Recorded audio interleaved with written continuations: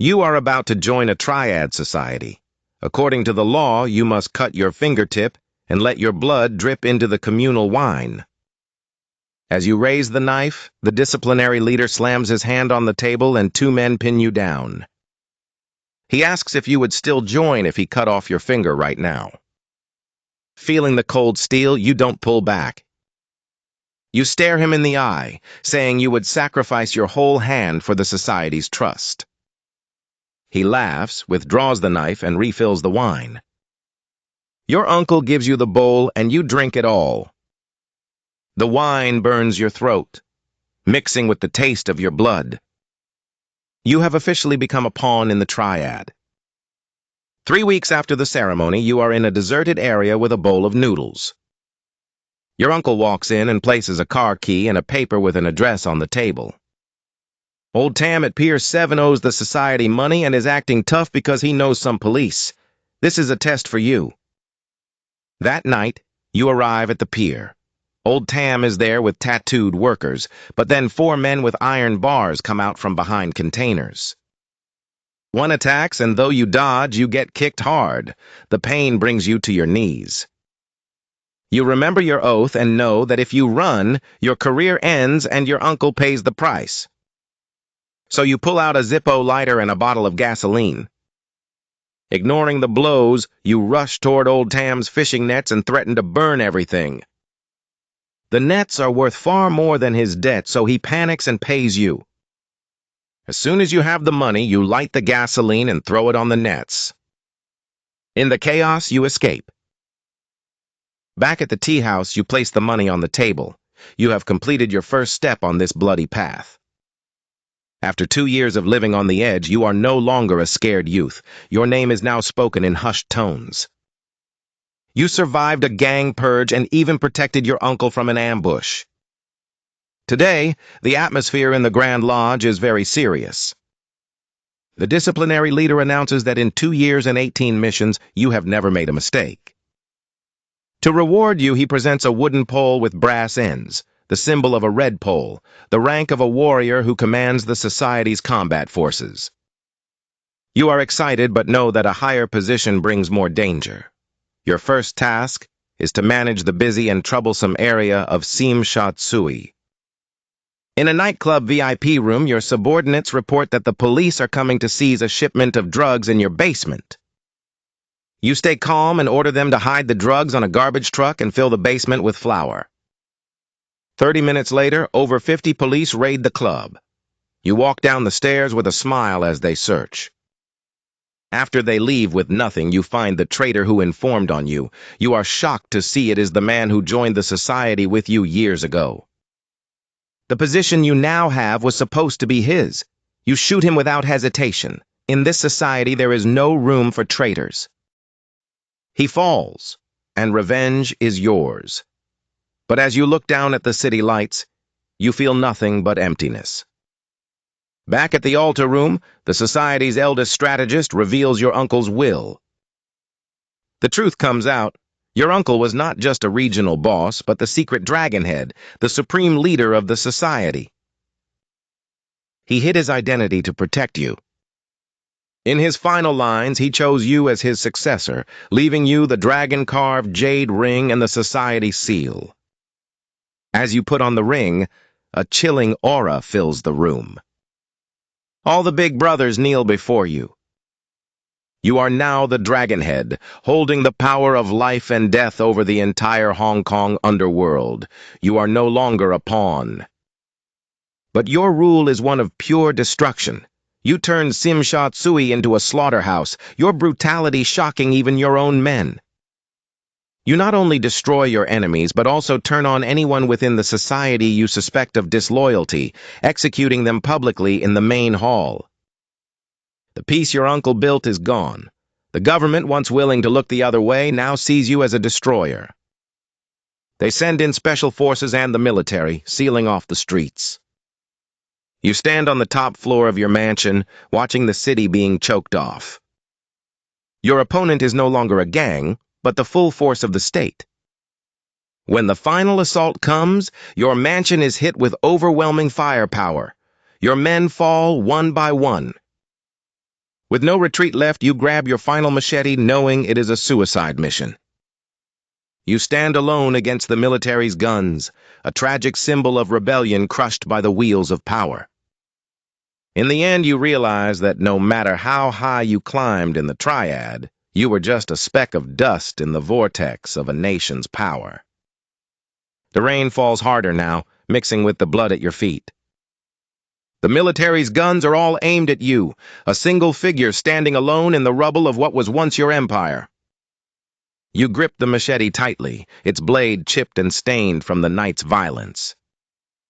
The soldiers shout orders for you to drop your weapon, but their voices seem distant, muffled by the ringing in your ears. You take a step forward, then another. The first shot rings out. It hits your shoulder, spinning you around. You stumble, but do not fall. The machete remains in your hand. You think of your uncle's face, the way he looked at you with pride when you were just a boy trying to prove yourself. You think of the tea house, now nothing but ash and memory. You think of all the men who followed you, who died for you, who believed in you. A second shot. This one hits your leg. You drop to one knee, the machete blade digging into the concrete to keep you upright. The soldiers are closer now, their boots splashing through puddles of rainwater and blood. You can see their faces behind the helmets. Young men, most of them, probably scared, probably just following orders like you once did. You raise your head to the sky. The rain washes over your face, cleaning away the grime and blood.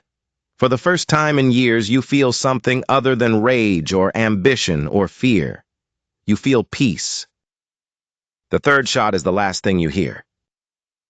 3 days later.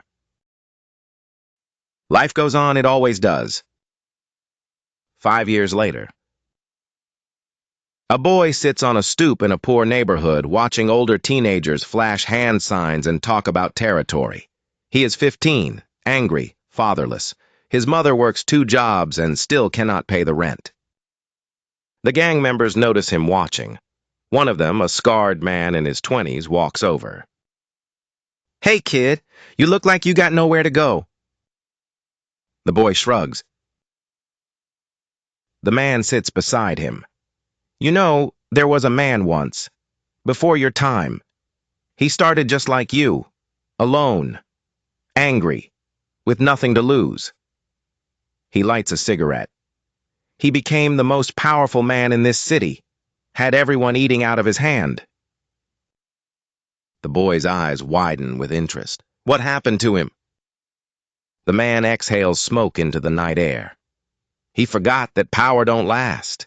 He forgot that no matter how high you climb, something bigger can always knock you down." He looks at the boy. "You want in? We got work. We got money. We got respect." The boy looks toward his mother's window, where the light is still on despite the late hour. He thinks of her tired eyes, her calloused hands, the way she never complains. He stands up. "No," he says quietly. "I think I'll find another way." He walks home, leaving the gang member sitting alone on the stoop. The man watches him go, and for a moment something like hope flickers in his hardened eyes. 10 years later. The boy from the stoop is now a man of 25. His name is Wei. He works as a social worker in the same neighborhood where he grew up, running a small community center for at-risk youth. The center is underfunded, always on the verge of closing, but he keeps it going through donations and sheer stubbornness.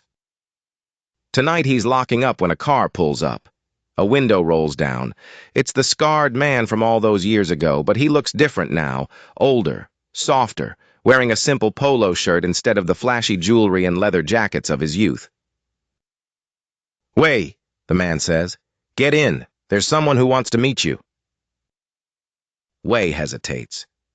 He knows better than to get into cars with former gang members. But something in the man's voice is different. No threat, no edge, just tiredness. "Who?" Wei asks.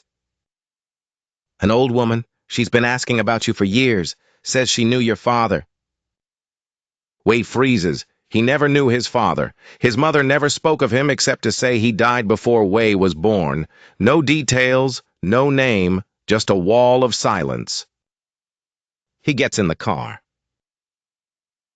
They drive through the city, past the glittering towers of Central, past the tourist crowds of Tsimsha Tsui, into the older part of Kowloon where buildings lean together like tired old men. The car stops outside a small temple, the kind squeezed between a hardware store and a noodle shop. "She's inside," the scarred man says. "I'll wait here." Wei enters the temple. Incense smoke curls through the air, carrying the scent of sandalwood and age. An old woman kneels before a small altar. In front of her is a faded photograph. Two men, one old and one young, standing outside a tea house. She turns as Wei approaches. Her face is weathered, her eyes cloudy with cataracts, but she looks at him with an intensity that makes him stop breathing. "You look like him," she whispers. "The same eyes, the same stubborn jaw." "Like who?" Wei asks, though he already knows. "Your father." She gestures for him to kneel beside her. "His name was Wei, too. Your grandmother named you after him." Wei's heart pounds. "My mother never told me anything. She said he was nothing." The old woman laughs softly, a sad sound. "Your mother wanted to protect you. She wanted you to have a different life, and she succeeded."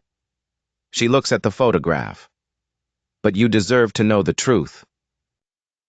She tells him everything, about the boy who joined the Triad to survive, about the uncle who raised him, about the rise, the revenge, the fall, about the final stand against the military, the bullets in the rain, the body that was never claimed.